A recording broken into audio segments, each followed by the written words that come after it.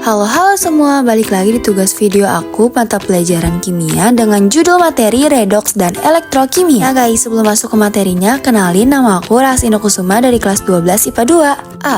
Pengantar mengenai redoks dan elektrokimia.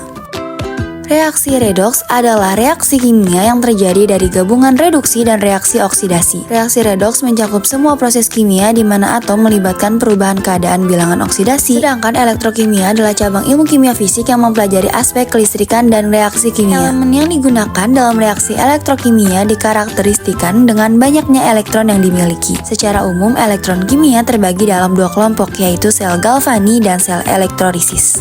Nah oke guys, mari kita simak yuk penjelasan selanjutnya.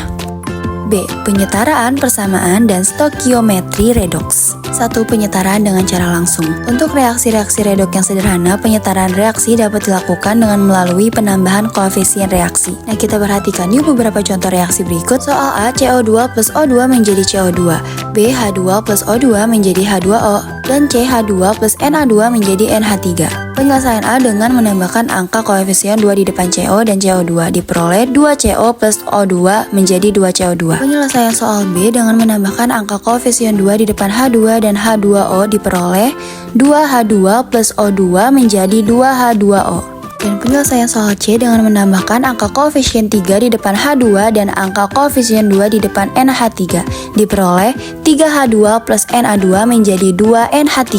2. Penyetaraan dengan cara setengah reaksi. Penyetaraan ini adalah penyetaraan jumlah elektron pada kedua reaksi baik reduksi maupun oksidasi. Cara ini khusus dilakukan untuk kondisi reaksi yang diketahui suasana asam atau basanya. Penyetaraan reaksi dapat dilakukan dengan tahapan berikut. Pertama, tuliskan secara terpisah persamaan reaksi reduksi dan setengah reaksi oksidasi. Kedua, setarakan unsur yang mengalami reaksi redoks, yaitu unsur yang mengalami perubahan bilangan oksidasi. 3. Tambahkan molekul H2O pada ruas yang kekurangan atom O dan ruas yang kelebihan atom O. 4. Setarakan atom hidrogen dengan ion H+ pada suasana asam atau tambahkan ion OH- pada suasana basah.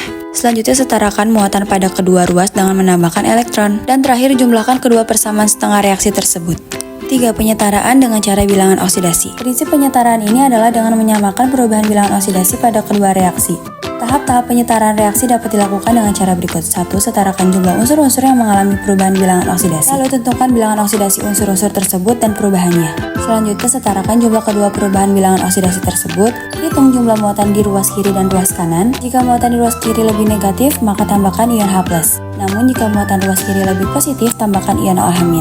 Dan terakhir tambahkan H2O di ruas kanan untuk menyetarakan jumlah atom hidrogennya. Nantinya penyetaraan reaksi redoks dapat diselesaikan dengan menggunakan metode perubahan Bilox, baik pada reaksi molekul dan reaksi ion, di mana metode Bilox berdasarkan jumlah E teroksidasi sama dengan jumlah E terreduksi. Selanjutnya C. Sel elektrokimia.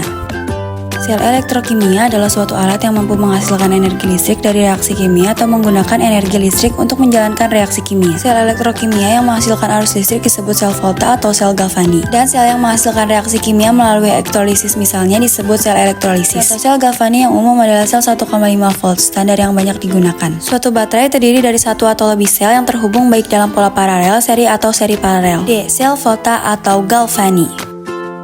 Yang pertama, desain dan cara kerja. Prinsip kerja dari sel volta adalah dengan pemisahan dua bagian reaksi redoks, yakni setengah reaksi oksidasi di anoda dan setengah reaksi reduksi di katoda. Elektroda yang mengalami oksidasi akan menjadi Z2+ yang masuk ke dalam larutan. Reduksi elektron yang terlepas ditangkap CO2+ dari larutan sehingga terbentuk endapan. Oksidasi Zn menjadi Zn2 plus 2e. Reduksi CO2 plus 2e- menjadi Cu. Anoda dan katoda akan dicelupkan dalam suatu zat yang larut atau terurai ke dalam bentuk ion-ion, hingga menjadi konduktor elektrik kemudian dihubungkan dengan peralatan laboratorium dan sirkuit luar. 2. Notasi sel volta. Notasi sel volta digunakan untuk menggambarkan rangkaian sel volta dan reaksi redoks yang berlangsung di dalamnya. Sel volta tersusun atas setengah sel antara logam seng, ion seng, dan setengah sel antara logam lembaga ion tembaga.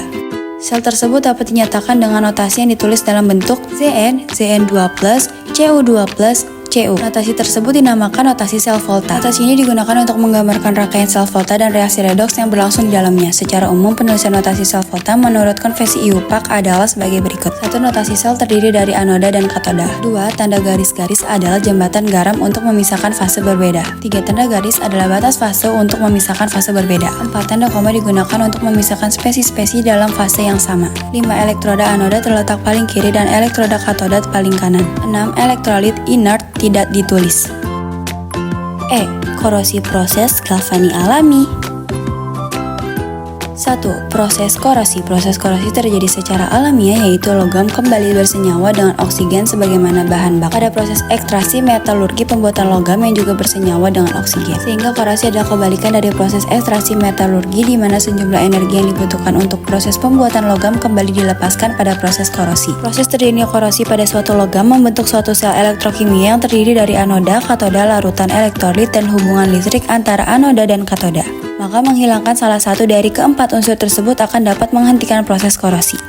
2. Pencegahan korosi. Korosi dapat dicegah dengan membatasi sentuhan langsung antara besi dengan faktor-faktor lingkungan yang berpengaruh. Cara pencegahan yang sederhana adalah melalui pengecatan permukaan besi untuk mencegah kontak besi dengan oksigen dan udara yang lembab. Cara lain adalah melalui pelapisan besi dengan logam lain yang lebih aktif. Pemilihan cara pencegahan tergantung pada jenis bahan dan peralatan besi yang hendak dilindungi. Dalam proses penkaratan, besi berperan sebagai anoda maupun katoda, tetapi hanya kehilangan besi pada anoda. Oleh karena itu, segala sesuatu yang menyebabkan besi berlaku sebagai anoda akan meningkatkan korosi. Sebagai contoh, jika besi dilapisi dengan tembaga, maka besi akan lebih mudah terkorosi karena tembaga memiliki potensial reduksi yang lebih besar daripada besi. Sebaliknya, jika besi dilapisi dengan seng, maka korosi besi dapat dicegah. Dalam hal ini, seng menutupi kontak permukaan besi dengan O dan 11. O seng teroksidasi menjadi seng oksida ZnO yang akan kuat dan tahan terhadap korosi.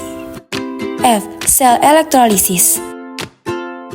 Sel elektrolisis adalah sel yang mengubah energi listrik menjadi energi kimia. Sel ini merupakan sel elektrokimia yang digunakan untuk mendorong reaksi redoks non-spontan lewat penerapan energi listrik. Proses elektrolisis dalam bahasa Yunani artinya untuk memutuskan. Dalam hal ini, elektrolisis digunakan untuk mengurangi zat atau senyawa kimia dengan memanfaatkan arus listrik. Sel elektrolisis tersusun dari 3 komponen utama, yaitu katode, yaitu tempat terjadinya reaksi oksidasi yang bermuatan negatif untuk sel elektrolitik. Anode, yaitu tempat terjadi reaksi reduksi yang bermuatan positif untuk sel elektrolisis. Elektrolit zat pengantar energi listrik. Sumber listrik sebagai penyuplai arus searah seperti baterai. Dengan penjelasan ini, perbedaan sel elektrolisis dan sel volta terlihat jelas. Perbedaan utama sel volta dan sel elektrolisis yaitu: 1. Sel volta adalah sel elektrokimia yang mengubah reaksi kimia menjadi listrik, mengandung anoda negatif dan katoda positif. Pada reaksi redoks dan sel volta menampilkan reaksi spontan. 2. Sedangkan sel elektrolisis adalah sel elektrokimia yang mengubah arus listrik jadi energi kimia, sedangkan reaksi redoksnya non-spontan dan mengandung anoda positif dan katoda negatif.